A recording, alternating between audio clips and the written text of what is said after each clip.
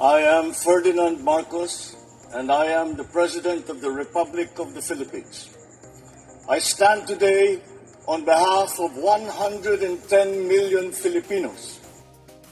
Hello universe, it's me again. Shoutout sa inyo mga kababayan. Anyways, meron tayong upload videos update sa mga Marcos Lily supporters, Filipino and OFW. Naku po, pumalag si Basti mga kababayan. Tinawag siyang Barbie. Pero may banat siya, oh. Tingnan nyo, ah. Nakakatawa talaga. Si Secretary Remulla ng DILG. Tawag niya sa kanya supot. Di kayo naloka. Sabi dito, aba, yabang ano? Sabi ng Abante News Online, di kayo naloka. Galing, ah. Let's get ready to rumble. Kumasa ang umano'y bagman ni Vice President Sara Duterte na si Ramel Madriaga na hamon na suntukan ni Basti City Mayor Sebastian Basti Duterte. Agay! Ng hamon. Naku, lumang tugtugin na po yan. Yan din ang sinabi mo kay dating PNP Chief General Torre. Pero ang ginawa mo, umiskap po ka, pumunta ka ng Hong Kong. Ibig sabihin, takrot ka. Totoo, Barbie ka. Di ba? Bading. Ano sabi ah? Bading ako, sabi ni Madriaga. Kung gusto mo, suntukan na lang tayo. Na hold Bard. Bard. Isa mo pa si Torre at si Bangag. Anytime, anywhere, just inform me and I will be there. So, pag hinamon ka, baka mamaya sasabihin mo, pupunta ka dahik. Alam mo, Mayor Basti, yung Bangag na sinasabi mo. Kumpara mo nga yung itsura mo sa itsura ni Pangulong Marcos Jr. Mukha kang bangag nga eh. Tingnan mo yung katawan mo, puro tato. Si PBBM may tato ba? Di ba? Si PBBM, nagpakuha na ng dugo yan. Negative po yan. Ikaw, itry mo nga in public. Pakuha ka ng test. Tingnan natin. So, nagmamalinis ka. Tingnan mo yung itsura mo. Para kang ano eh.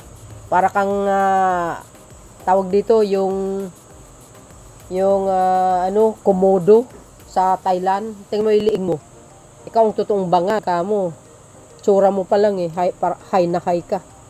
So, kumpara mo naman si Pangulong Marcos sa pagkatao mo, ang layo-layo. Wala ka sa level ng kanyang pamumuno, sa kanyang pagkatao, no? Very high profile. Ikaw, para kang askal, eh. Diba? Askal na aso. Ayan po ang hamon ni, kumasa sa hamon si Madriaga, mga kababayan. Nasuntukan daw. Ika nga suntukan, sabi ni Basti. Ayan, oh. Okay to si Basti, pagdating ng takdang araw, biglang sumibat. Di ba guys? Kay General Torre na lang nga eh. Hindi nga sa kakasa eh. Natakot.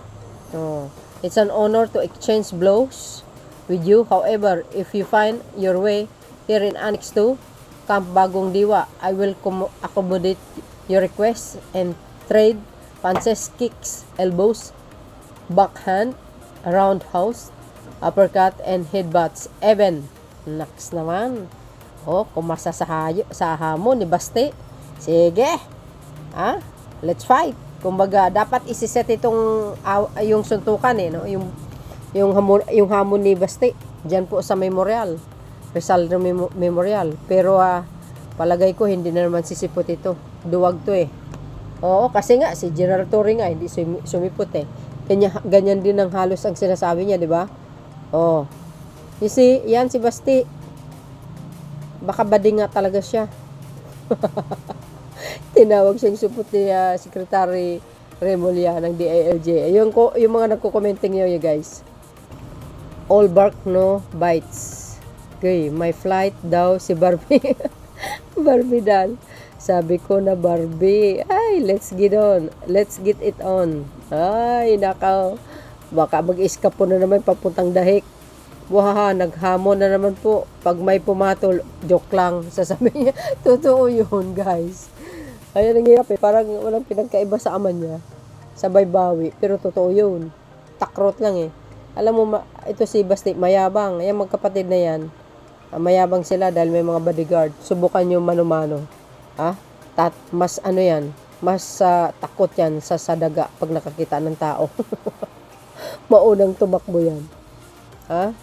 Pagkahamon ni Bayot kay Sir Ram, nagpabook agad ng ticket papunta Hong Kong. Naloko na. Challenge accepted. Go na Barbidali, ano? Challenge accepted. Sabi ni Mr. Madriaga, go! Ha? Asar talo na naman ng mga DDS. Totoo yun. Ha? Laging, ano, ang mga DDS kasi, laging, gusto nila sa sarili, lagi silang panalo, pero hindi na nila nakikita yung, yung mga issue laban sa mga sinusuportahan nilang, tao. Wala na, aatras na yan, hihi. Here comes the sun. Okay, bring it on, Basti Barbie. Bukas aatras na yan sa hamon niya. Joke lang yun, sabi nga. Ayan na naman si Barbie. Sayang tato. Joke lang yun. Ba't patulan, di ba? Kaya nga kung astig ka, sumipot ka. Kaso lang, hindi ka sumipot sa boxing match nyo ni General Torre. Ibig sabihin, duwag ka. Wala ka isang salita. Ewan ko dyan, super gayang-gayanan niya magsalita, airpat niya. Do, okay lang naman, airpat niya yun Oo nga. Like father, like son nga. O yan, may sumagot na. Sana matuloy na yan. Kaya nga, ay, ARP na naman si Barbie. Go ka, Ramel. Yes, here we go again, Barbie. Go na, magkakaalaman na. Ayan guys Tapos, magbubuk ng flight palabas ng bansa, papuntang Dahik nga. Ayan ka na naman, Barbie. Then no show. True. Paasa yan kasi takot nga.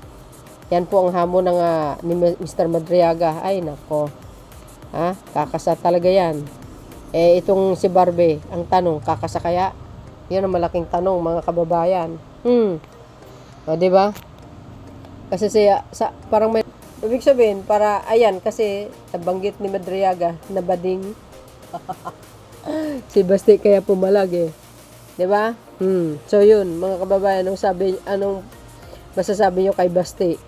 Sigurado, pag yan, mag-iskapo na naman sa araw ng boxing.